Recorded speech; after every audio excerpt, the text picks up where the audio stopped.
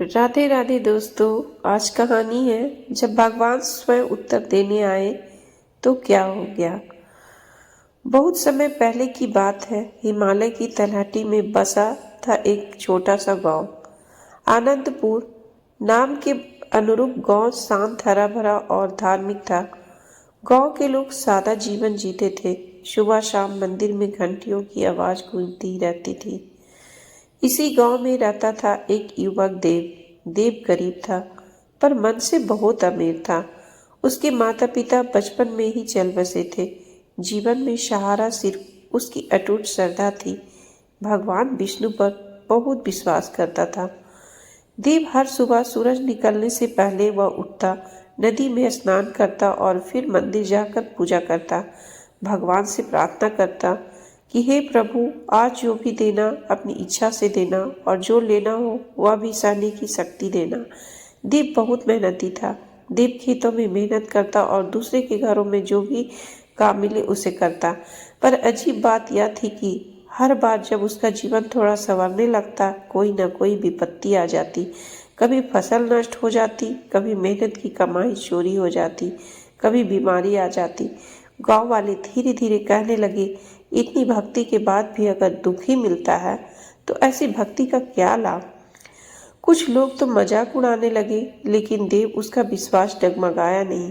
बस वह एक ही बात कहता, भगवान देर करते हैं पर अंधेर नहीं। एक वर्ष ऐसा आया जब गांव में भयंकर अकाल पड़ा। बारिश नहीं हुई, अनाज खत्म हो गया। देव के पास खाने को एक मुट्ठी चावल भी नहीं बचा था। वह भूख में से तड़प रहा था।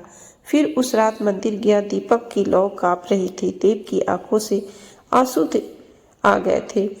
पहली बार उसने भगवान से कुछ प्रश्न किया कि हे प्रभु, मैंने आपसे कभी कुछ नहीं मांगा, फिर भी मुझे इतना क्यों सहना पड़ रहा है? क्या मेरी भक्ति में कोई कमी है? वह फूट फूट कर मंदिर में भगवान के पास रो पड़ा। फिर उसी क्षण मंदिर में एक वृद्ध साधु प्रवेश किया। साधु रहस्यमयी साधु था। साधु के चेहरे पर अद्भुत तेज था, आंखें गहरी और शांत। फिर साधु ने पूछा, देव, क्या वत्स, क्या तुम सच में भगवान पर विश्वास करते हो? देव ने कहा, अगर विश्वास न होता तो आज मैं यहाँ नहीं होता। फिर साधु मुस्कुराए, तो फिर उत्तर क्यों मांग रहे हो? बेटा, जिस पर विश्वास हो उस पर प्रश्न नहीं किया जाता, बल्कि प्रतीक्षा की जाती है। फिर देव चुप हो गया। फिर साधु ने आगे कहा, कल सुबह गांव के बाहर जो बरगद का पेड़ है वहां जाना, तुम्हें तुम्हारा उत्तर मिल जाएगा। इतना कहकर साधु अचानक अदृश्य हो गया। अगली सुबह देव बरगद के पेड़ के नीचे पहुंचा। वहां उसने देखा कि गांव के कुछ लोग आपस में बात कर रहे थे। उसकी बातें सुनकर देव प्रसन्न रह गया। वो कह रहे थे, अगर देव की जमीन हमें मिल जाती तो हम अकाल में भी आराम से जी सकते थे। देव को समझ आया, यही लोग उसकी फसलें नष्ट करते थे, कमाई चुराते थे। उसका दिल टूट गया। वह वहीं बैठ गया और आंखें बंद कर ली।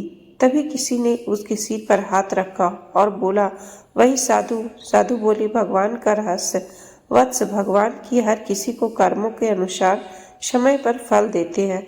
तुम्हें कष्ट इसलिए मिला ताकि तुम्हारा अहंकार ना जागे और इन लोगों का पाप उजागर हो। फिर साधु ने अपने चरणों से जमीन पर चोट की। धरती कांप उठी। बरगद के नीचे से अनाज से भरा भंडार प्रकट हो गया। साधु बोले, यह गांव के लिए है, लेकिन इसे बांटने का अधिकार केवल तुम्हें है। देव की आंखों में आंसू बहने लगे। आप कौन? साधु मुस्कुराए। धीरे धीरे उनका स्वरूप बदलने लगा। चार भुजाएं, शंख चक्र गदा। भगवान विष्णु स्वयं खड़े थे। सच्चे का भक्त। भगवान बोले, जो मुझे व्यापार समझकर पूछता है उसे तुरंत फल चाहिए, और जो मुझे पिता समझकर पूछता है वह बस विश्वास करता है। तुम दूसरे मार्ग पर चले, इसलिए मैं तुम्हें स्वयं उत्तर दिया। इतना कहकर भगवान ध्यान हो गए। नई सुबह देव ने पूरे गांव में अनाज बांटा, उन लोगों को भी जिन्होंने उसे धोखा दिया था।